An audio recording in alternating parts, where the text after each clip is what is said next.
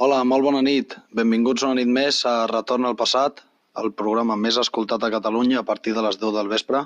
Avui portem un convidat que ens porta una cosa bastant sorprenent. És Axel Chester, no sé si us sona algun nom, però és el besnet de William Chester, soldat que va sobreviure a la Primera Guerra Mundial i va ser un dels pocs afortunats que van poder explicar la guerra en primera persona.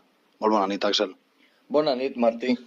És un plaer tindre't aquí, Axel, ja ho saps. Un plaer vindre a aquest fantàstic programa. M'han dit que has portat una carta. Ja ens explicaràs de què és, perquè mentre no sigui del banc jo crec que ens agradarà a tots. Doncs per sort no és del banc, Martí. És una carta del meu besavi, William Chester, que va ser un soldat anglès que va lluitar a la Primera Guerra Mundial amb els aliats francesos i que va tindre la sort de tornar a casa amb la seva família. No m'ho puc creure, això que m'estàs dient. No tots els dies has té aquesta sort, Axel, de veritat t'ho dic. Tindries el plaer de llegir-la? Bueno, si vols, esclar. Potser has vingut a jugar al parxís. Per això he vingut, Martí. Axel, el programa és teu, quan vulguis. Hola, estimada Elisabet. Aquí estem, enmig del camp de batalla, intentant parar l'avanç dels maldits alemanys. Però no paren de vindre més i més. Els meus companys i jo vam tindre que vindre cap a Marne per ajudar els francesos i és el que estem intentant tots nosaltres. A més, els nostres superiors no ens tracten com a homes, sinó que ens tracten com a màquines de guerra. He vist morir a milers d'homes. Tinc por de que el dia següent sigui jo un d'ells. Tinc por de no tornar-los a veure. Els alemanys són més nombrosos cada dia, però crec que aconseguirem parar l'avanç de les tropes alemanyes cap a París. Però viure aquí és un infern. Ens donen sabates molt grans o molt petites, i no les podem canviar fins a nova ordre. Ens donen molt poc menjar, i tots ens morim de gana, menys els coronels i sobretot la cort. Reso cada dia perquè vosaltres estigueu feliços, i no passeu les penúries que hi estic passant jo.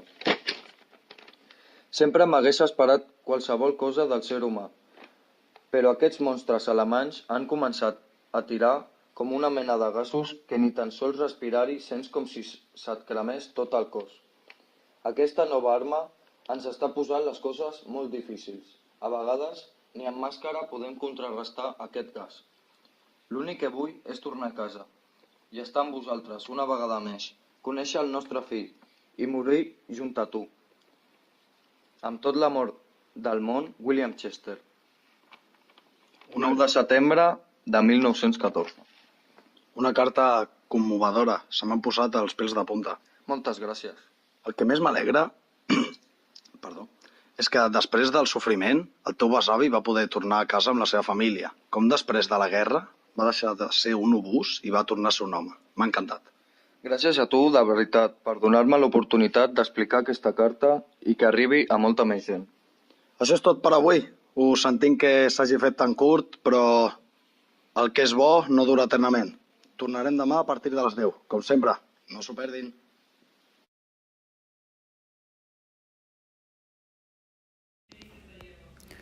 Buenos días, España. Hoy es un día especial. Como ya sabrán, se celebra el centenario de la Primera Guerra Mundial. Hoy tenemos con nosotros a Chloe y a Liam Brown, hijos de Emily y David Brown. Tenemos la suerte de que nos leerán algunas de las cartas que sus padres enviaron durante el periodo de la guerra. Con todos ustedes, Chloe y Liam. Un fuerte aplauso, por favor.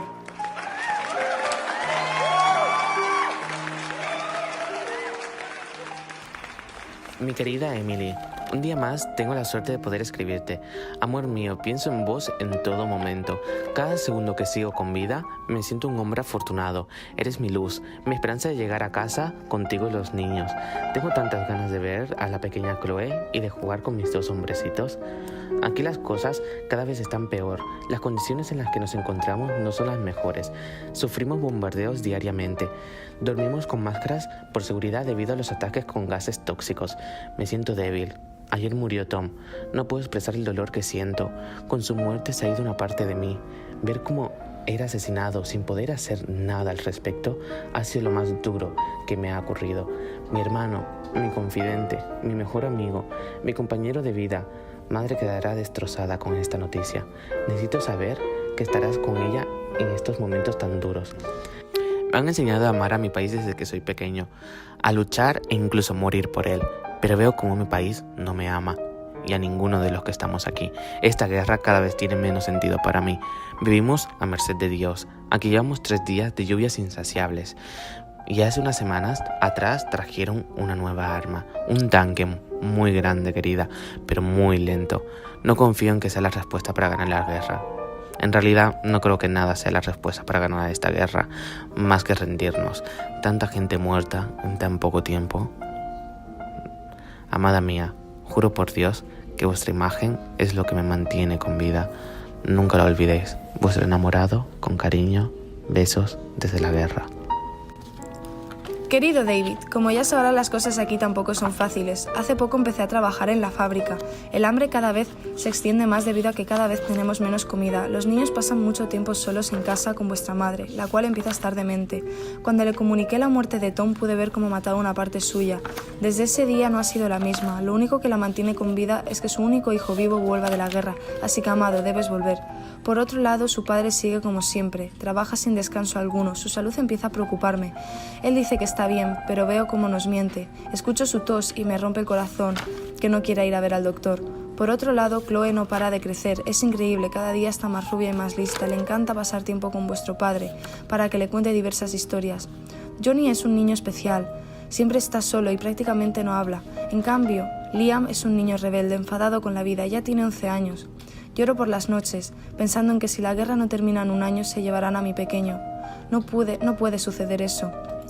Él es simplemente un niño muy asustado. Pasa mucho tiempo fuera de casa, pero cuando está, cuida mucho a Chloe e intenta siempre que Johnny juegue con ellos para que haga algo más que estar sentado intentando leer un libro sumamente complejo.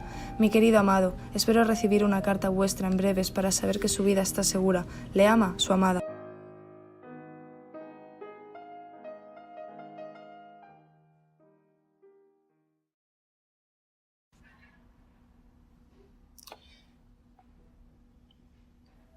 Ara que fa 100 anys que es va acabar la guerra, ens agradaria compartir amb tots vosaltres 2 cartes d'una parella de voluntaris catalans que hi van participar i que fa poc uns arqueòlegs van trobar entre les restes del quarter dels oficials a Dardanells.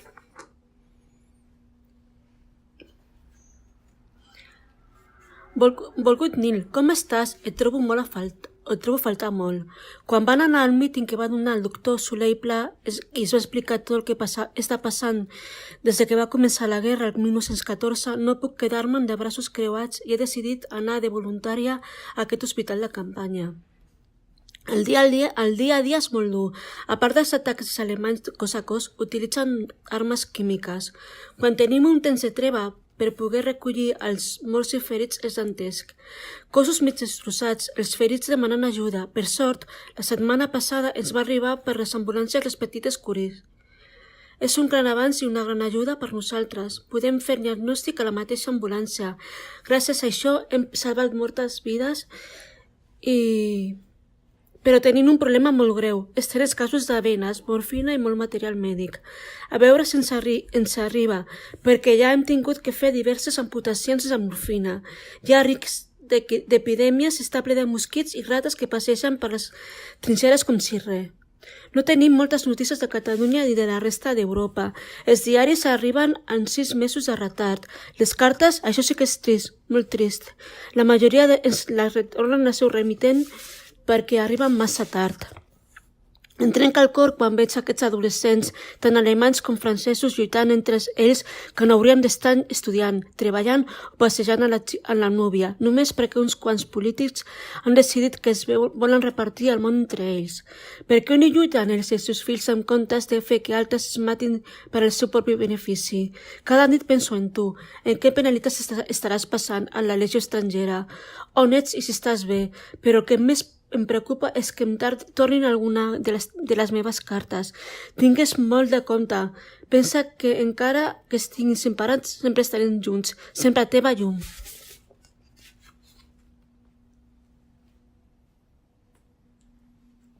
Estimada meva, m'omple de goig tenir notícies teves. malgrat que la majoria siguin tan desafortunades. Aquí, des del front, les bones notícies també són escasses. Fa 3 dies que estem sent atacats sense treva. Alguns de nosaltres estem sense menjar ni beure, ja que els aliments escassegen i són donats als ferits i malalts a fi d'una ràpida recuperació. Malgrat això, els seus gemecs i plors s'uneixen al so dels obusos i metralladores alemanyes, creant una sinfonia macabra que ens destorba els nervis i ens destrossa el poc somni que arribem a agafar.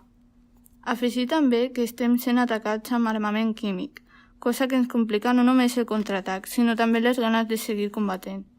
Les màscares de gas són escasses i molts de nosaltres hem tingut que veure els nostres companys de trinxera sucumbir a aquests atacs de la pitjor de les maneres, entre gemecs, punyents i llàgrimes de sang.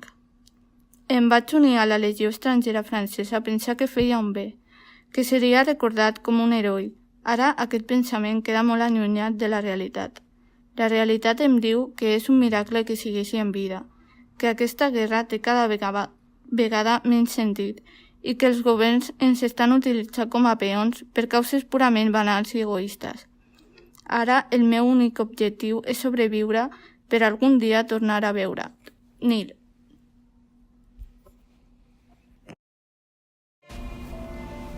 Hola, buenas tardes. Estamos hoy aquí para emitir un mensaje de última hora.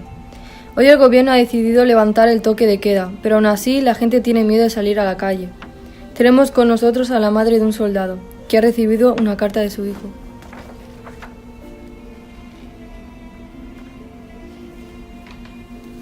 Francia, 4 de mayo de 1916. Querida mamá, este último año ha sido el peor de toda mi vida. He conocido gente que nada más salir de las trincheras han muerto. Sé que te sorprenderás con esta carta y quizá querrás saber lo que está pasando desde aquí. En estos momentos nos encontramos totalmente desesperados. Lo único que queremos es regresar a casa. Lo que más deseo es que se termine todo esto. Deseo verte y abrazarte. Lo único que me tiene en pie son los bonitos recuerdos que compartimos juntos. Eso es lo que me hace seguir adelante. He visto al demonio salir de la tierra, como jamás en la vida me lo pude haber imaginado. Esto es horroroso. Cada vez que salgo a luchar, en lo único que pienso es en ustedes. Mamá, si Dios me lo permite, espero regresar pronto, a casa con todos los que amo. Gracias por tu cariño y tu apoyo, porque aunque no lo creas, me hace mucho bien. Mamá, te quiero y espero regresar pronto a casa. Un beso, Martín.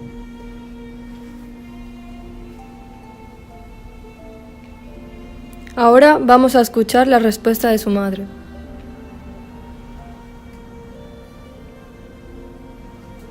Hungría, 10 de mayo de 1916. Hola hijo, soy mamá. ¿Cómo estás? Me alegra haber recibido tu carta. Después de tantas semanas sin tener ninguna noticia tuya, quisiera entregarte esta carta personalmente, para así poder verte y abrazarte.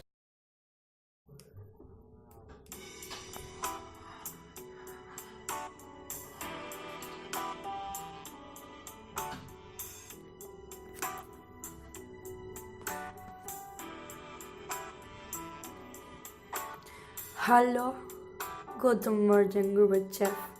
Aquí parla Richard Meyer. La meva estància a Barcelona ha sigut difícil i ara voldria comunicar-vos que no són tan llestos com pensava. No han hagut prou avenços. La crisi està afectant molt al proletariat.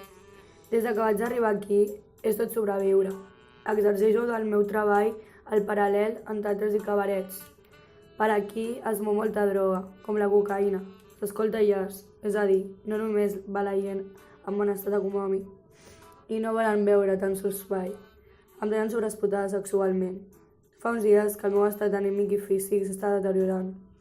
Pateixo per la meva salut, per el meu estat físic, dubto que vulguin veure'm i donar-me atenció mèdica. Al sortir del prostíbul passo por. Fa un parell de setmanes em van intentar forçar un home a les Rambles d'Eliseu. I aquí, els de cabaret no li donen importància que uns homes m'assetgin, perquè pensen que forma part del meu treball. Ningú em va ajudar i van aconseguir fer-me el que volien. Hores més tard, un noi jove em va veure indefensa tirada pel terra, drogada i inestable. Estava espantada, no volia que tornés a passar. Estava molt dèbil i sabia que no em podria defensar. Em va alçar la mà, vaig sentir confiança i em vaig deixar ajudar. Puc explicar-li el que em va fer. Ho estic passant força malament, em sento exhausta. Mentalment em sento una persona inestable. Estic agafant principis de depressió.